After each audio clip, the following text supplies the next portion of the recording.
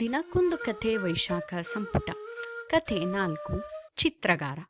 ಒಂದೂರಿನಲ್ಲಿ ಒಬ್ಬ ಚಿತ್ರಗಾರನಿದ್ದ. ಅವನು ಒಂದು ಚಿತ್ರ ಶಾಲೆಯನ್ನು ನಡೆಸುತ್ತಿದ್ದ. ಅಲ್ಲಿ 20 ಜನ ವಿದ್ಯಾರ್ಥಿಗಳು ವ್ಯಾಸಂಗ ಮಾಡುತ್ತಿದ್ದರು. ಒಂದು ದಿನ ಒಂದು ಅಪೂರ್ವ ಘಟನೆ ನಡೆಯಿತು. ವಿದ್ಯಾರ್ಥಿಗಳು ಎಂದಿನಂತೆ ಬೆಳಗ್ಗೆ ಶಾಲೆಗೆ ಬಂದಾಗ ಸುಂದರವಾದ ಚಿತ್ರವೊಂದನ್ನು ಕಂಡರು. ಇದನ್ನು ಯಾರು ಬರೆದದ್ದು ಎಂದು ಚಿತ್ರಗಾರ ಕೇಳಿದ. ನಾನಲ್ಲ ಎಂದು ಪ್ರತಿಯೊಬ್ಬ ವಿದ್ಯಾರ್ಥಿಯೂ ಹೇಳಿದ. ಚಿತ್ರಗಾರನಿಗೆ ಆಶ್ಚರ್ಯವಾಯಿತು. ಈ ಚಿತ್ರವನ್ನು ಬರೆದವನು ಮಾಂತ್ರಿಕನೋ ದೇವತೆಯೋ ಇರಬೇಕು ಎಂದುಕೊಂಡ. ಮತ್ತೆ ಕೆಲವು ದಿನ ಕಳೆಯಿತು.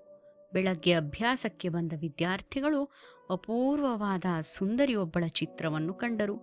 ಚಿತ್ರಗಾರನಿಗೆ ತನ್ನ ಶಾಲೆಯಲ್ಲಿ ನಡೆಯುತ್ತಿರುವ ಈ ಸ್ವಾರಸ್ಯಕರ ಪ್ರಸಂಗದ ಬಗ್ಗೆ ಮತ್ತೂ ಕುತೂಹಲವಾಯಿತು.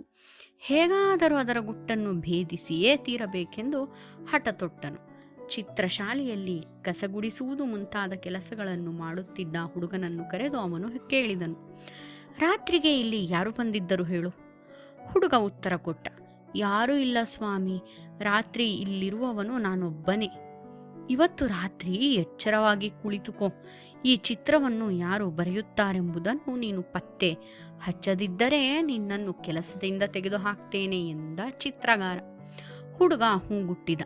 ರಾತ್ರಿ ಮಲಗಿದವನು ಬೆಳಗಿನ ಜಾವ 3ಕ್ಕೆ ಎದ್ದ.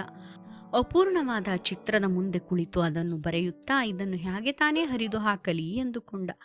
ಆಗ ಇದ್ದಕ್ಕಿದ್ದಂತೆ ಬಾಗಿಲ ಶಬ್ದವಾಯಿತು. ಹುಡುಗ ತಿರುಗಿ ನೋಡಿದ.